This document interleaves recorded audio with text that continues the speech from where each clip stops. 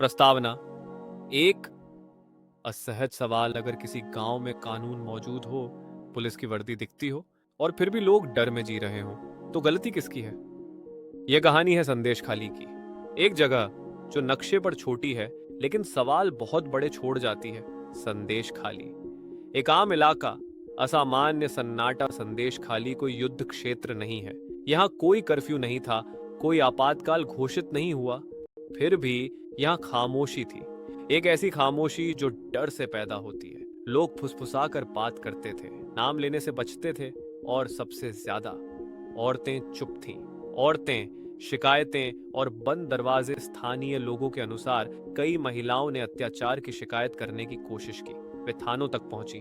उन्होंने कहा, हमारे साथ गलत हुआ है, लेकिन उनकी बातें या तो दर्ज नहीं की गईं या फिर अधूरी छोड़ दी गईं। कुछ को समझा दिया गया, कुछ को डरा दिया गया और कुछ को यह कहकर वापस भेज दिया गया कि ऊपर से दबाव है। यहाँ सवाल उठता है, जब पीड़ित सामने खड़ा हो और सिस्टम पीछे हट जाए तो इंसाफ किसे कहते हैं?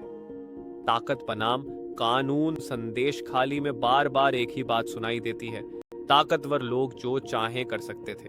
कानून किताबों में था, लेकिन जमीन पर कमजोर। जब शिकायतें ताकत से टकराईं तो अक्सर हार कानून की हुई। यह कहना आसान नहीं है, लेकिन यही वो बिंदु है जहां लोकतंत्र कमजोर पड़ता है। पुलिस की भूमिका पर सवाल। पुलिस का काम सिर्फ कानून लागू करना नहीं, बल्कि भरोसा दिलाना भी होता है। लेकिन यहाँ भरोसा टूट चुका था। लोग पूछते हैं, क्या पुलिस ने सब कुछ नहीं देखा, या देखा लेकिन बोली नहीं?